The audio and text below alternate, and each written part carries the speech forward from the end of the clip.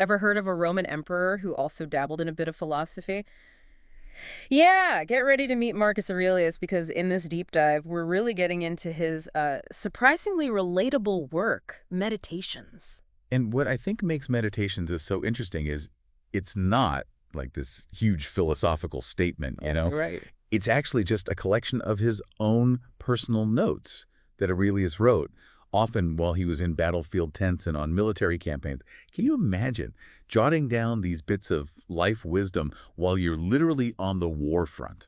It's like getting your hands on a war general's secret diary, and it happens to be filled with self-reflection and Stoic philosophy. Yeah. Okay, so speaking of Stoicism, that's not exactly a topic that comes up at every dinner party. Mm. Could you break it down for us? What's it all about, and why on earth did it resonate with someone like Marcus Aurelius, emperor of all people? Okay, well, imagine living in a time that's just constant upheaval, right? You're leading an empire, and there are threats coming at you from every direction. Well, that was Marcus Aurelius's everyday life. Yeah, stressful. Exactly. So Stoicism, with its emphasis on things like virtue and simple living and, this is key, finding inner peace in the middle of all that chaos, it basically offered him a framework to get through those crazy times. Okay, that actually makes a lot of sense. But I gotta say, Stoicism sometimes gets this, like, bad rap. Yeah. Like, it's all about being emotionless, almost robotic. I've heard that. You know, just stuff your feelings down and deal with it. Okay. Not exactly today's self-help advice. It's a common misconception.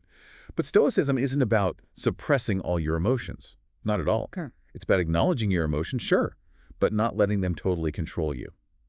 And actually, Aurelius uses this very powerful metaphor to explain this. He talks about the mind as a citadel. Okay. It's like you get to decide which thoughts, which emotions you're actually going to let inside that fortress. Woo, I love that image. So it's more about, like, building up your mental resilience, choosing how you're going to respond to all the craziness around you. It almost sounds a bit like an early form of mindfulness, would Yeah, you say? exactly. And it's this focus on inner peace, mental fortitude, that I think is such a big reason why meditations still really speaks to people today. Makes sense. It gives you this practical wisdom for dealing with all the anxieties and pressures we all have in our daily lives, no matter what year you're living in. Yeah.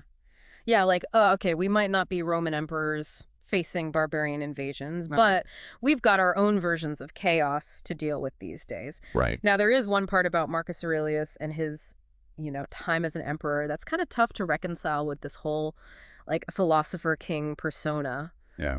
And it's, well, his role in persecuting Christians, it definitely makes you think about how we judge historical figures. Absolutely. And that's what I think is so great about meditations. Yeah. It's written as these personal reflections, not like some official decree. So it gives us a totally different view of Aurelius, like a window into how he actually thought. Yeah, it's true. You really feel like you're eavesdropping on his own, like, personal journey to find wisdom or something. And Right. it's surprisingly relatable for, something written almost 2,000 years ago. Right. So let's get into some of those reflections. What would you say are, like, some of the big themes, the ideas that keep popping up in meditations, and why do you think they still speak to people today? Well, one of the absolute biggest ones is this idea of the power of your own mind. Okay. Aurelius really hammers this home. Yeah. We have way more control over our thoughts and our reactions than we realize. And he uses that awesome fortress imagery to make the point, right? Like you get to choose what you allow in. It's so true. It's almost like he's, like, predicting cognitive behavioral therapy or something. Yeah, a little bit. Challenging those negative thought patterns, reframing things. Mm. Besides the fortress thing, what are some other, like, gems of wisdom Aurelius drops about, getting your mind right? He talks a lot about this idea of focusing on what you can actually control. Okay. Like he's big on reminding you, you can't control all the stuff happening around you, but you can control how you respond to it. Right, right. And that doesn't mean ignoring problems or anything, but it's about choosing to react in a way that makes sense, a way that's based on reason and, virtue, instead of just getting totally swept up in your emotions. So it's about, like, taking responsibility for what's going on inside your own head, no matter what craziness the world throws at you. Exactly. Which is, honestly, kind of a powerful idea to remember, especially these days when it feels like everything's out of control. For sure. And that connects to another really important theme, finding peace, finding some kind of calmness in a world that feels completely chaotic. Yeah. Yeah, Aurelius believed that real happiness, actually feeling fulfilled, It all comes from inside. It's about building that inner peace that doesn't just disappear when things get tough. Yeah, so it's that like classic Stoic thing. Ah, Accept the things you can't change, work on the things you can, and find that calm in the middle of the storm, right? exactly. And for him, a big part of finding that calmness was this idea of living in accordance with nature. Okay, so that's one of those phrases that sounds super deep and meaningful, but to be honest, can also sound a bit vague. What did he actually mean by, living in accordance with nature? So for Aurelius, it was about recognizing we're all a part of something much bigger than ourselves, Yeah. or like this giant interconnected universe, and it all works according to these natural laws. Okay. And living in accordance with that means trying to live a good life, making choices that make sense, being a good person, and, looking out for other people, being part of a community. So it's less about me against the world and more about understanding your place in the big picture. It's almost Exactly. like a call for social responsibility, even back then. Totally.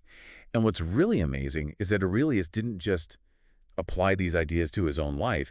He really tried to apply them to his role as emperor, too. Oh, wow. So he was trying to like live out his philosophy on a huge scale, trying to lead with justice and compassion, all that. Yeah, he wasn't just writing about it. He was really trying to live it. That's incredible. And I think that's like what makes meditation so powerful even now. Absolutely. It's not just some guy theorizing about life, it's someone actually wrestling with these really deep questions, trying to figure out how to live a meaningful life. And then he shares that with you. It really is. It's almost like he's saying, hey, look, being emperor, it's not all it's cracked up to be, but here's what I figured out about getting through the tough stuff. Right. And somehow, even after all these years, it still makes sense. Yeah. And I think another thing that makes it so powerful is that Aurelius wasn't afraid to kind of, let his guard down a bit, talk about Yeah. his own struggles, his anxieties, even his flaws. Yeah. And I think that really makes him, well, relatable. Totally. It's not like he's preaching at you from like this perfect place. Right. He's down here with the rest of us figuring things out as he goes. And the way he writes, it's so, I don't know, vivid. You really feel it. Yeah. Speaking of his writing, are there any of his like quotes that really stick out to you, like really capture his whole deal? Oh, man. So many. But one that always gets me is the happiness of your life depends upon the quality of your thoughts. Hmm. I mean, it's simple, but it's really saying something about how much power our own minds have. It's like that old saying, change your thoughts, change your life. But he was saying it, what, like 1,000 years earlier? Right. He was ahead of his time. And he didn't just say, think positive. Yeah. He actually gave you these tools to work with. Like another quote that really resonates, it's waste no more time arguing about what a good man should be. Be one. Ooh. Okay, yeah. That's some straight up wisdom right there. It's so easy to get caught up in like talking about being a good person, having all the right ideas about it. Right. Yeah. But he cuts right through that. It's like, stop talking, just do it already. Exactly. Action over words, always. And it's that call to action. That's what makes meditation so relevant today. It's not just some, dusty philosophy book. It's actually like a guidebook for living a better life. A guidebook written by an emperor, no less. That's right. So for someone listening who's now, been on this whole journey with us, diving deep into Marcus Aurelius, what's the one thing you'd want them to take away from it all? I'd want them to realize that, real wisdom, it lasts. Yeah. Our world might be completely different from ancient Rome. Right. Totally. Yeah. But the things that make us human, the things we struggle with, like dealing with uncertainty and trying to figure out what it all means, how to be better people, all that, it's all still the same. Yeah.